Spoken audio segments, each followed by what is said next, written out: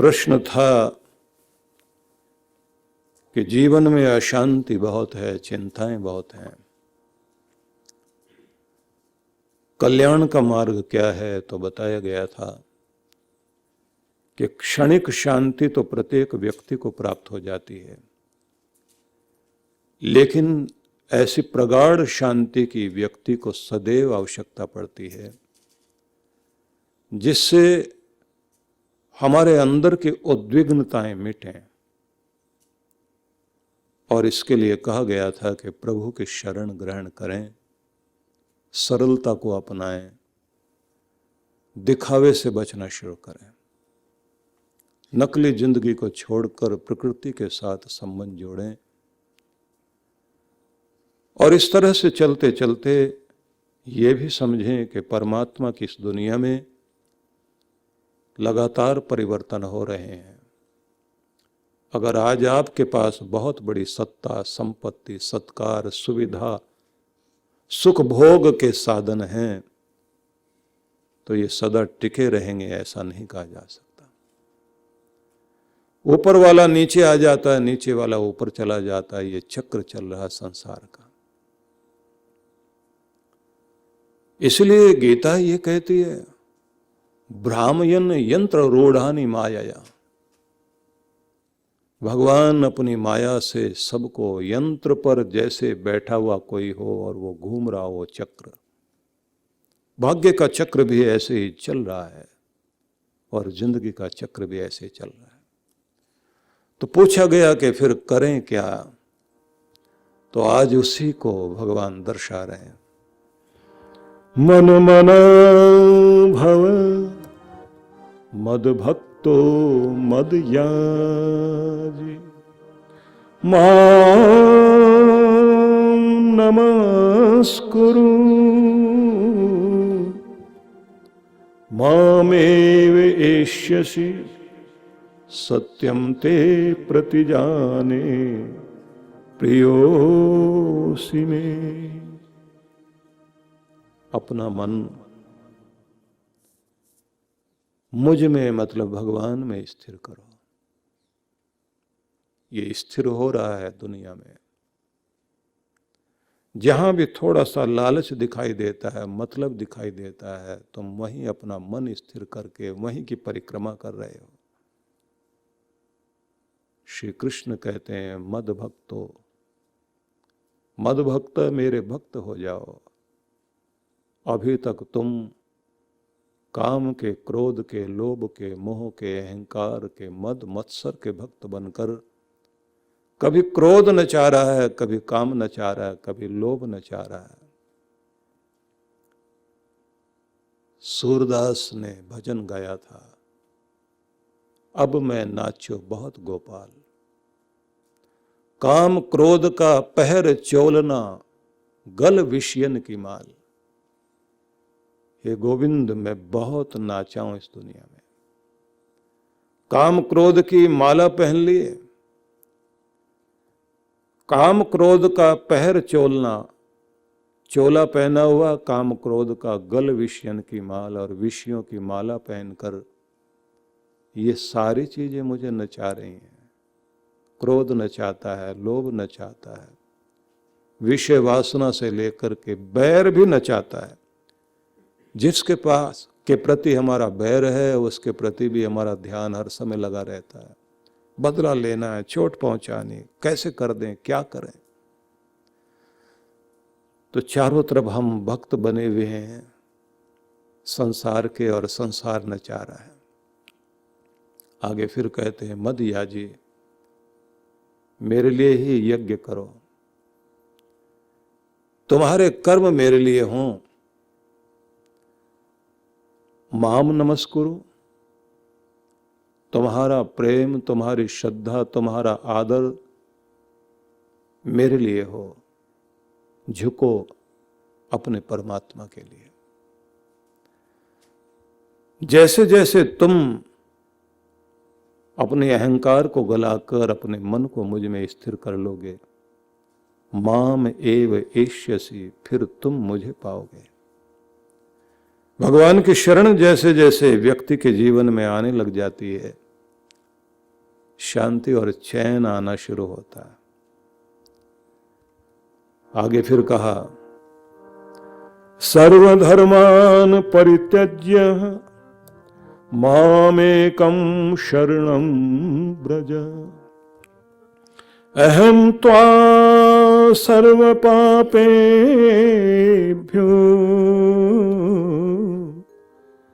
मोक्षयिष्यामि मा शुचः।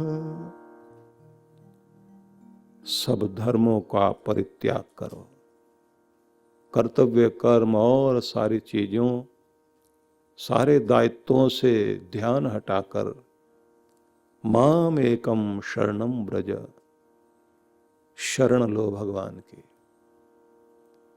सब दायित्व पूरे हो जाएंगे, लेकिन पहले ध्यान भगवान में रहे। अहम त्वा सर्व पापेभ्यो, जो तुम्हारे पाप तुम्हें चैन नहीं लेने देते, तुम्हारा सुख चैन छीन रहे हैं, उन सब से मुक्ति मैं दिलाऊंगा। मां शुच, शोक मत कर, चिंता मत कर, अपने आप को मेरे हवाले कर, मुझे सौंप, मैं तुम्हारे कष्टों का हरण करूंगा। चिंतन करते हैं। भगवान श्री कृष्ण सबसे पहले तो ये कह रहे हैं कि अपना मन मुझ में स्थिर करिए। मन की एकाग्रता का विकास करना सबसे पहला कर्तव्य बनता है। आपका मन परमात्मा के चरणों में लगने लग जाए और एकाग्र होने लग जाए तो बस वहीं से बात बनने लग जाती है। मन टिकता तो है, लेकिन वहीं टिकेगा जहां मन की रुचि होती है, जहां मन को टेस्ट आता है, जहां मन को स्वाद आता है, बस मन उसमें जाता है। हमने अभ्यास ऐसा कर लिया है कि हमारा मन जो है वो बेकार की चीजों को बहुत पसंद करता है, और अगर हम कोई अच्छी चीजें बताएं तो ये मन वहां जाता ही नहीं। तो इसको अभ्यास जैसा होगा वैसा ये करेगा।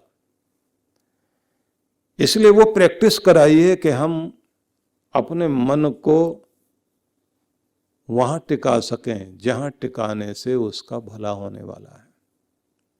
तो ये सोचना बहुत जरूरी है कि किन की संगति में बैठने लगे हो। इनकी संगति में बैठने से थोड़ा मजा तो जरूर आएगा, लेकिन ये लेकर कहाँ जाएंगे। जिनकी संगति में बैठने से नशा करने को मिले, जुआ खेलने को मिले, गलत तरफ जाने को मिले, कलेश में पड़ना पड़े, अपनी प्रगति रुक जाए, अपने जीवन का नाश हो जाए, घर परिवार छूट जाए, चीजें खराब हो जाएं, तो समझ में जब ये आ जाता है कि ये मार्ग मेरे लिए नहीं है, तुरंत व्यक्ति वहां से हट जाएगा, अगर समझदार है तो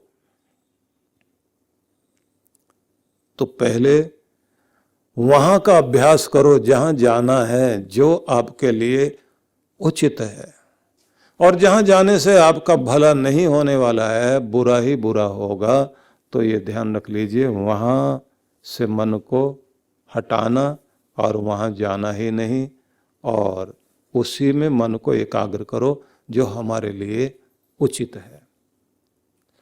और जिस दिन इंसान को अपना लक्ष्य, अपनी मंजिल, अपना टारगेट दिखाई देने लग जाए और उसी की रुचि लग जाए, उसी में मन लग जाए, उसी में खो जाए व्यक्ति, मैंने यहां जाना है, ये पाना है, कुछ भी हो जाए मैंने यहां पहुंचना ही पहुंचना है।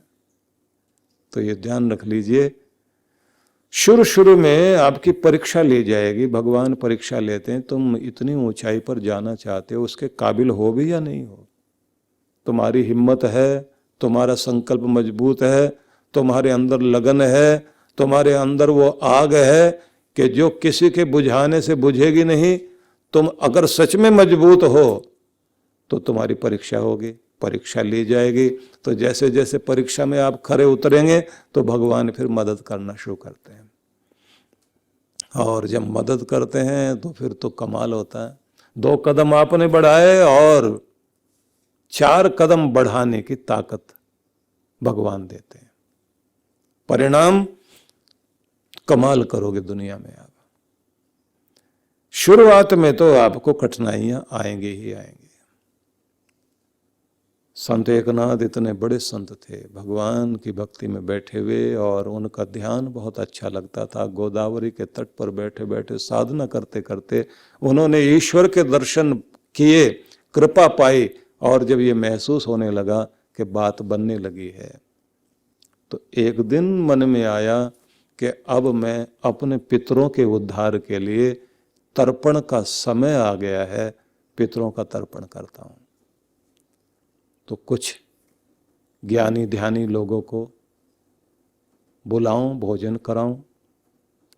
तो भोजन बनाकर रखा था, और महाराष्ट्र में उस समय बहुत ज़्यादा छुआछूत की समस्या थी, ऊंच नीच का भेद बहुत था, जाति प्रथा, और जाति प्रथा में भी इतना भेद, ब्राह्मण भी अपने में भेद करें, छोटी जाति बड़ी जाति, ये जाति वो जाति, बहुत ज़्यादा कुछ था। कुछ लोगों ने चालाकी से एक व्यक्ति को, जो छोटी जाति का व्यक्ति था, उसको कहा कि जाओ इनको गुस्सा दिलाओ और आज इनका तर्पण भी नहीं होने दो।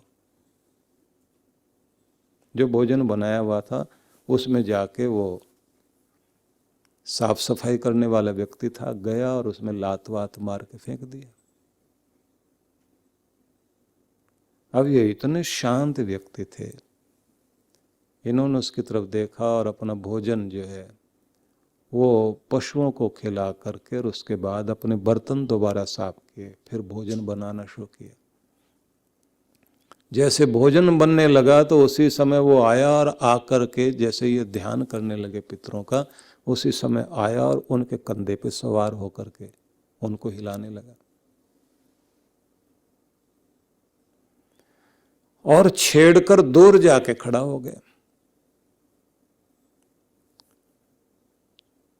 तो उसके बाद ये गए, स्नान आदि करने के बाद शुद्ध भाव से, क्योंकि पता नहीं कैसे पाँव से, गंदे पाँव से चलकर आया, मन को खराब किया। भक्ति करने वाले व्यक्ति को अपने आसन का बहुत ध्यान रखना होता है, वस्त्रों का ध्यान रखना होता है, जिस स्थान पर बैठा उस स्थान की पवित्रता का ध्यान रखना चाहिए। अपना जो भोजन बनाते हैं वो भोजन भी पवित्र होना चाहिए, और बनाने का तरीका भी ठीक होना चाहिए। मिर्च मसाले और तरह तरह के गलत पदार्थ डाल करके, हाँ थोड़ा बहुत तो आप लोग जो है अपने स्वास्थ्य सम्मान के लिए लें तो ठीक है, लेकिन बनाने का तरीका भी ठीक होना चाहिए। तो अब ये शुद्ध होकर जैसे ही बैठे, लोग तमाशा देख रहे हैं, कुछ लोगों ने उस आदमी को भगा दिया और ये कह दिया कि अब छेड़ना नहीं। अब इनका समय हो रहा है, और दूसरे लोग जो है जिन ब्राह्मणों को बुलाया था वो आए नहीं, उन्होंने मना कर दिया। अब करे तो क्या करे बेचारे। इन्होंने जो है उस समय बैठकर भोजन के थाल लगाए और पितरों का आह्वान किया, और कहा कि मेरी भक्ति सब मेरे भगवान को अर्पित है, इसलिए और कोई रिश्तेदार नहीं, मैं तो सबसे बड़े रिश्तेदार को ही पुकारता हूं, वो सहायता करें।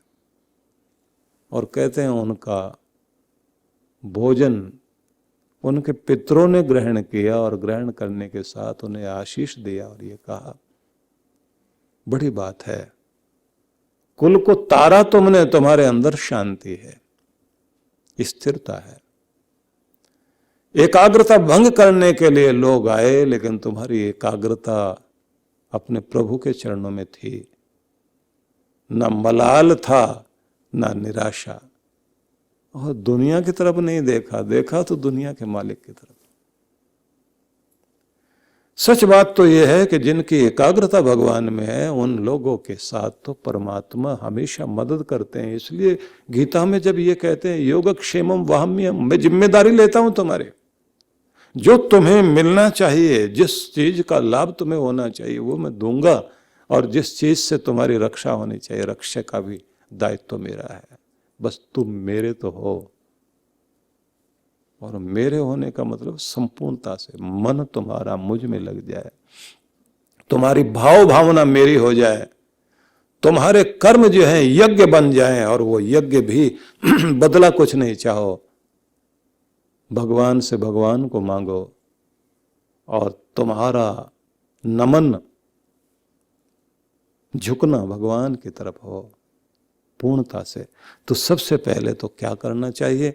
भगवान में अपनी एकाग्रता बनानी चाहिए, कंसंट्रेशन बनाओ, मन लगा रहे वहीं। भटकाने वाले आएंगे, परीक्षा उनकी हो रही थी, और उसके बाद संत एकनाथ ने कहा कि भगवान शायद तुम ये चाहते थे, मुझे देखना चाहते थे कि कक्षा पार की नहीं की, क्लास पास की नहीं की, मन टिका हुआ है, मन एकाग्र है, भक्ति स्थिर है तुम्हारी, तुम्हारा धैर्य ठीक है, तुम्हारे मन में शांति है, तुम इस काबिल हो कि मेरा प्यार पा सको, तो भगवान क्यों परीक्षा ले रहे हो?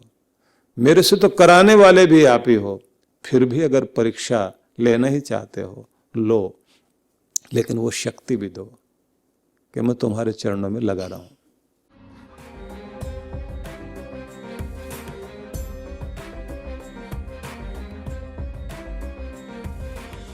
अन्नपूर्णे सदा पूर्णे शंकर प्राण वल्लभे ज्ञान वैराग्य सिद्ध्यर्थम भिक्षाम देहि चा पार्वती।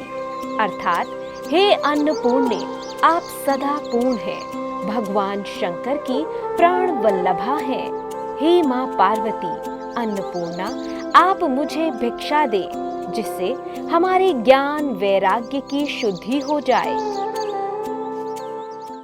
सेवा आज जिस संस्थान का पर्याय बन चुकी है वो है पूज्य श्री सुधांशु जी महाराज के सानिध्य में संचालित विश्व जागृति मिशन। सेवा के क्षेत्र में मिशन की एक और नई पहल अन्नपूर्णा योजना। इस योजना में आप अपने एवं अपने परिवार जनों के जन्मोत्सव, विवाह की वर्षगांठ तथा दिवंगत परिजनों की पावन स्मृति में आनंद धाम आश्रम में स्थित गुरुकुल के ऋषि कुमारों एवं वृद्धाश्रम के वृद्ध जनों को सहभोज करा सकते हैं। इस अवसर पर प्रातः गुरुकुल के ऋषि कुमारों द्वारा वैदिक मंत्रोच्चारण के साथ आपके एवं आपके परिवार की मंगल कामनाओं के निमित्त यज्ञ का आयोजन किया जाता है। यजमान की सुख समृद्धि और दीर्घ आयु के लिए प्रार्थना भी की जाती है। दोपहर को सहभोज का आयोजन होता है। आप सपरिवार आनंद धाम पधारे, यज्ञ में भाग लें और अपने हाथों से भोजन कराकर पुण्य लाभ एवं आत्म संतुष्टि के भाव से जीवन को आनंदमय करें। इस योजना से जुड़ने के लिए एवं अधिक जानकारी के लिए संपर्क करें 958-2954-200 9560792792। सहयोग राशि भेजने के लिए हमारा अकाउंट डिटेल है